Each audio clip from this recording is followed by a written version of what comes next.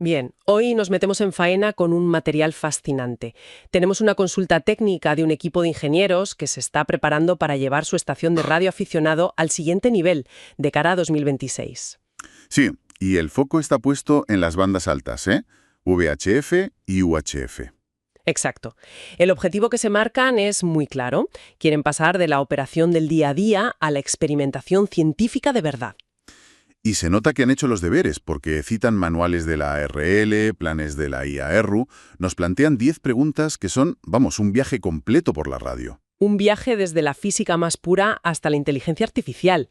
Casi nada. Pues sí.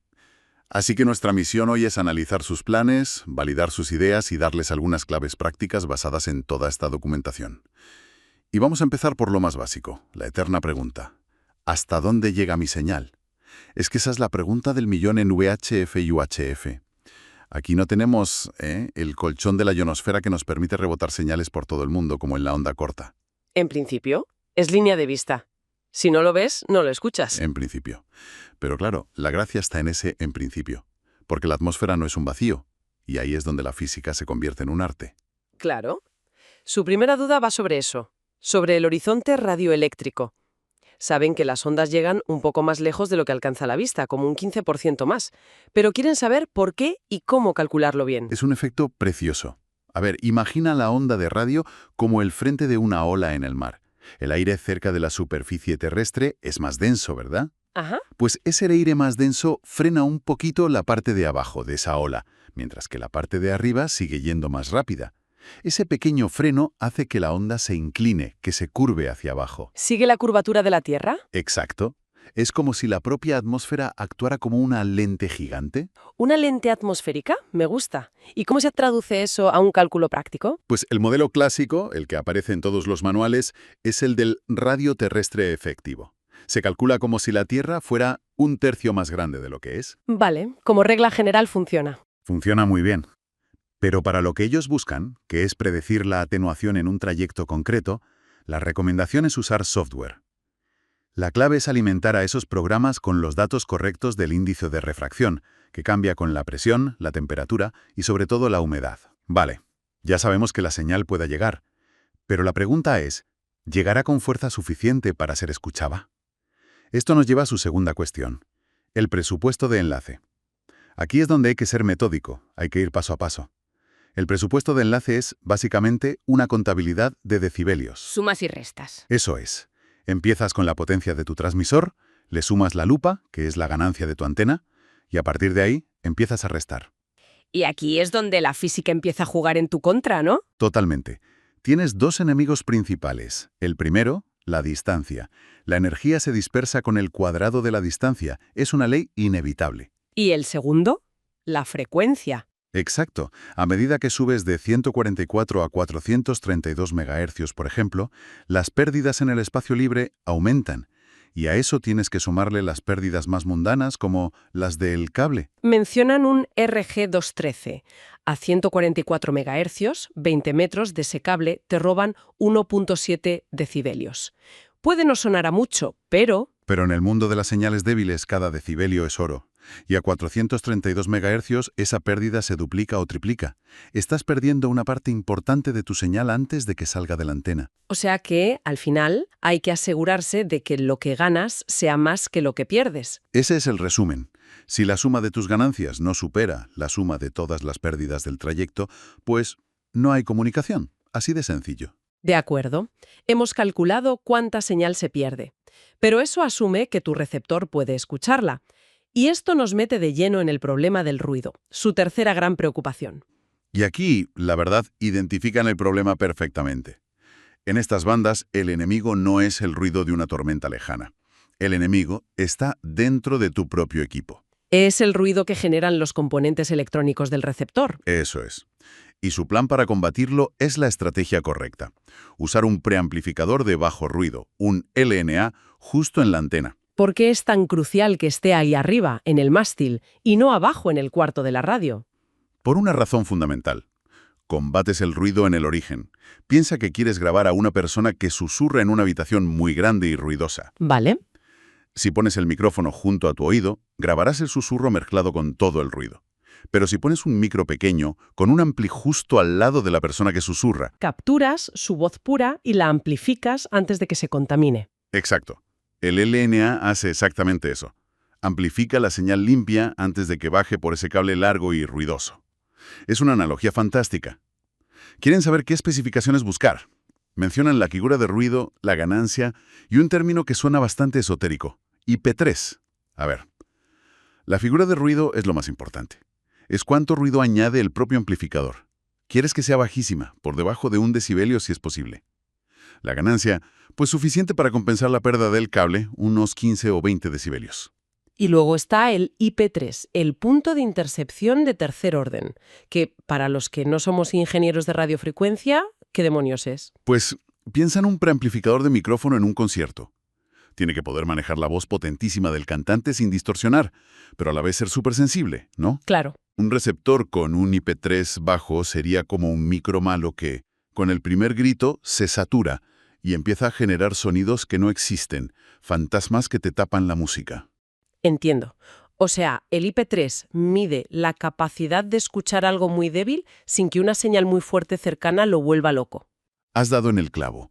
Un buen LNA debe tener un IP3 alto para poder escuchar una señal de la Luna, mientras una emisora de FM potentísima está a pocos kilómetros.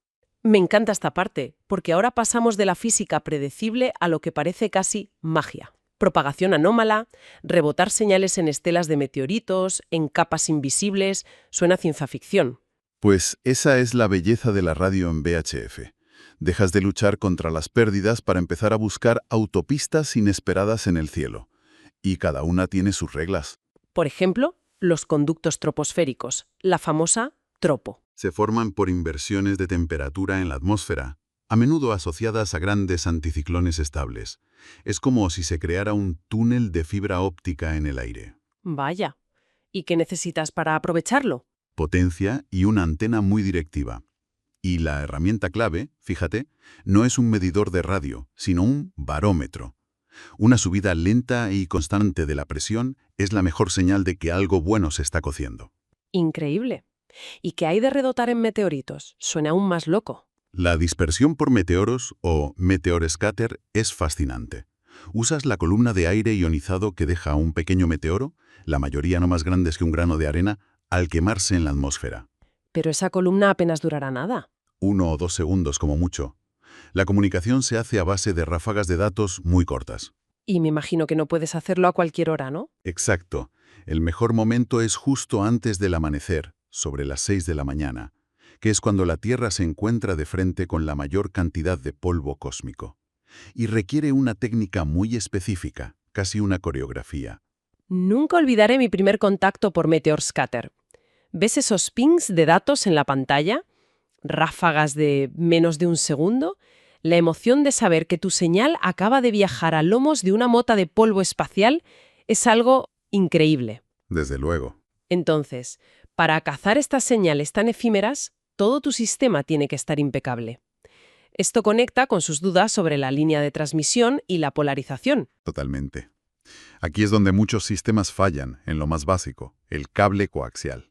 Un marcadie o un conector por el que entra humedad puede arruinar la mejor estación. La recomendación es clara, invertir en cable de muy bajas pérdidas. Sí, cables con dieléctrico de espuma o aire y doble blindaje. O ya, para lo máximo, el hardline, la línea dura. Eso suena a nivel profesional. Es un cable rígido como una tubería. Lo es. Las pérdidas son increíblemente bajas. Pero, a ver, eso suena carísimo y muy difícil de manejar. Para una instalación de aficionado, ¿es una recomendación realista o es buscar la perfección a cualquier precio? Es una muy buena pregunta. Es un caso de rendimiento contra practicidad.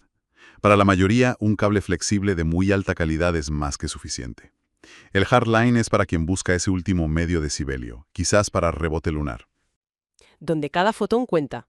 Ahí sí. Lo que no es negociable es la calidad de los conectores, tipo N, y que estén perfectamente impermeabilizados. Y luego está la polarización. Horizontal para larga distancia, vertical para repetidores locales. Quieren lo mejor de ambos mundos. La solución sencilla es tener dos antenas, una Yagi grande en horizontal para la magia y una vertical para el día a día. ¿Y la solución avanzada? Un sistema que te permita rotar eléctricamente la polarización. Así puedes alinearla perfectamente con la señal que llega, sea cual sea su orientación. Y aquí es donde entra la tecnología moderna.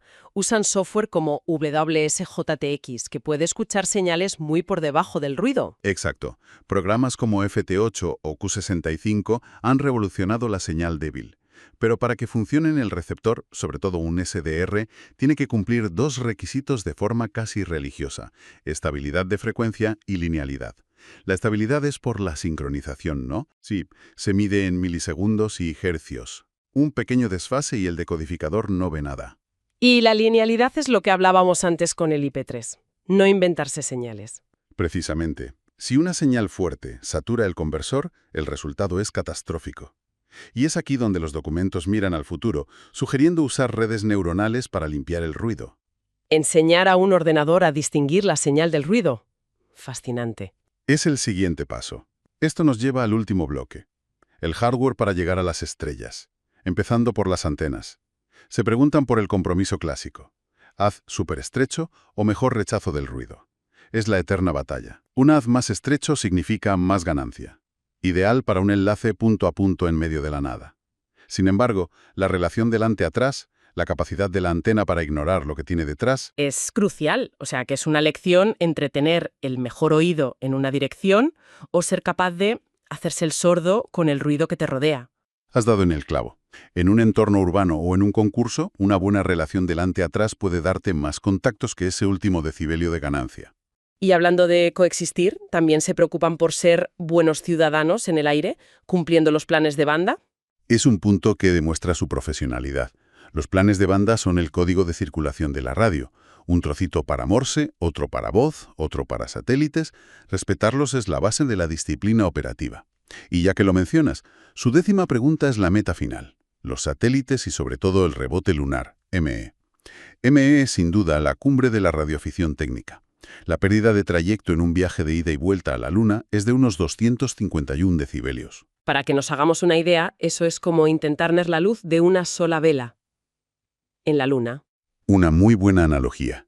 Requiere la máxima potencia legal y sistemas de antenas enormes. Además del seguimiento y de compensar el Doppler, ¿cuál es el otro gran reto oculto del M? La rotación de Faraday. La ionosfera, al ser atravesada por la señal, actúa como un filtro que va girando la polarización. Espera, ¿eso significa que dos estaciones perfectamente equipadas podrían no escucharse simplemente porque la polarización de sus antenas no coincide en ese preciso instante? Exactamente. Es un efecto casi alucinante. Podrías escuchar tus propios ecos rebotados en la Luna perfectamente, pero ser incapaz de escuchar a otra estación. Por eso en M es casi obligatorio poder rotar la polarización. Vaya, los satélites, con menos potencia, parecen un buen campo de entrenamiento entonces. Magnífico.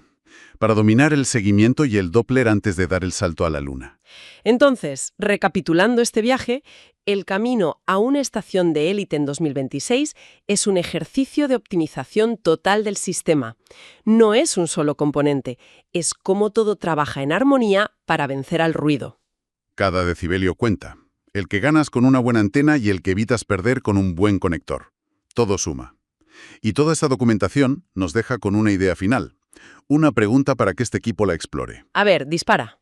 Hemos hablado de optimizar el hardware, de entender la propagación, pero las fuentes más avanzadas sugieren que la inteligencia de la estación va a ser tan importante como la altura de la torre. La pregunta que queda en el aire no es solo si podrán construir una antena más grande.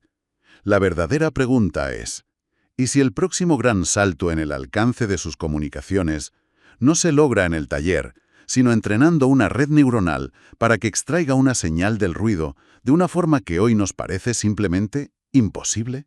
Ahí es donde está la nueva frontera.